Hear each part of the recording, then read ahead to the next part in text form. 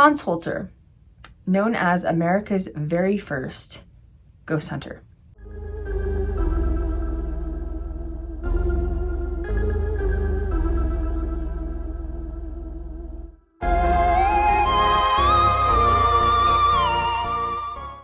Born in Vienna, and his family eventually migrated here to the United States. He was most famous for the Amityville case, and not only did he get to be a part of that case, but he also wrote a book. In fact, his entire lifetime, he wrote over 140 books. So he is very famous when it comes to ghosts and the occult. He was considered America's first actual ghost hunter. And in fact, if you were to talk to him today, which, sadly he's deceased, he would say he invented the term ghost hunter. And many people do also believe that he invented the term ghost hunter. He said, I quote, "In many years of ghost hunting, I've never been afraid, but after all, a ghost is only a fellow human being in trouble." And the concern that I have with this is I feel like we forget about 1692. We forget about Salem. We forget about what happened in that time and what the definition of witches and witchcraft is.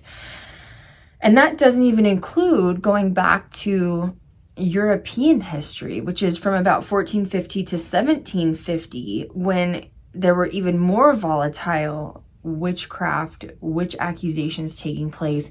We did have a stoning here in Salem, but the worst, more volatile witchcraft trials took place in Europe, and that was where women were burned at the stake.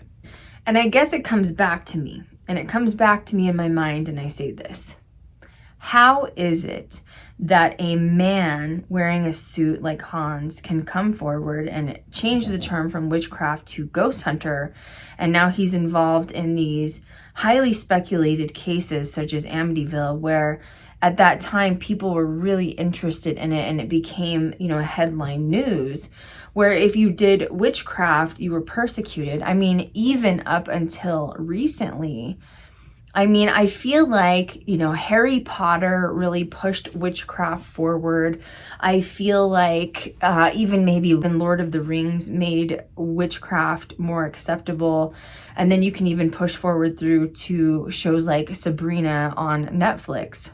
So really, it hasn't been till recently that witchcraft is accepted in this society. But at the time, because he was a man and he wasn't calling it witchcraft, although it was the same thing, he was still contacting the dead, he was allowed to do that and not be persecuted, while all these other women were essentially closeted witches.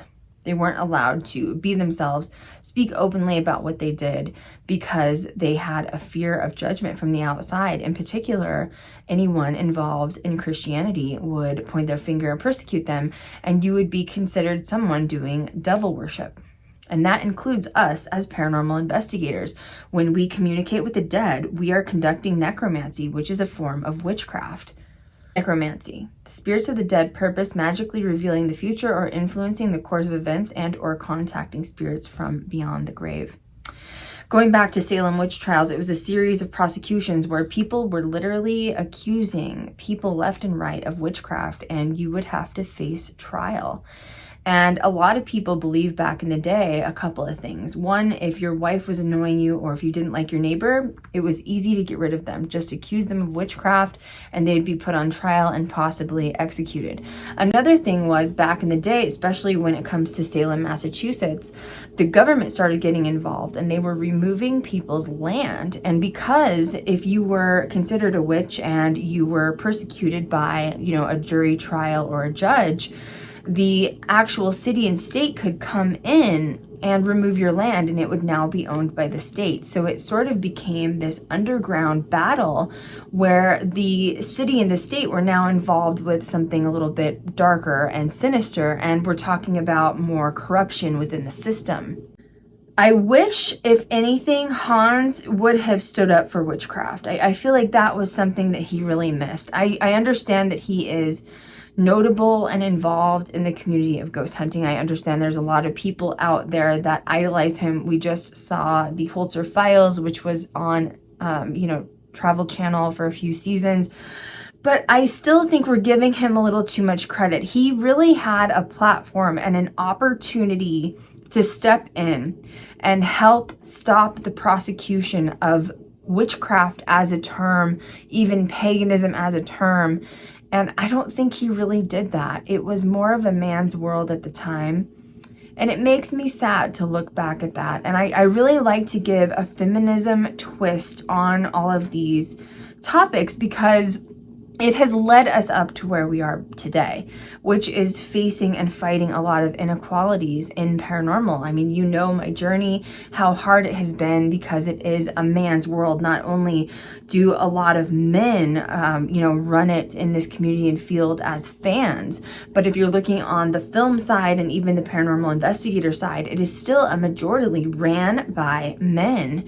And it feels uncomfortable that it has taken this long to draw in equality. And I have to take it back to its roots and where it stemmed from. And for me, Hans is one of those roots. For someone who wrote over 140 books, he had plenty of time to discuss this. He had plenty of time to bring some sort of awareness into the fact that witches, witchcraft, necromancy was wrongfully accused. I mean, obviously the European witch hunts were much more vile because they would burn them as a means of torture. But still, there was so much darkness that took place, even if you're taking into consideration Salem and what those victims went through. It's interesting because I wanted to do a little research and go back to what was the oldest witch trial on the record, and I found it. Or, who knows what's still out there in other countries, but they believe that the oldest ordeal was out of Greece, and it was around 355 EC in Alexandria. And it was interesting because they believe paganism was still big at that time, but someone was accused of witchcraft. She was flayed to death by a mob of Christians, and all of her academics were destroyed because she was studying witchcraft, she was studying paganism. So they essentially burned everything in an attempt to erase her and who she was from history.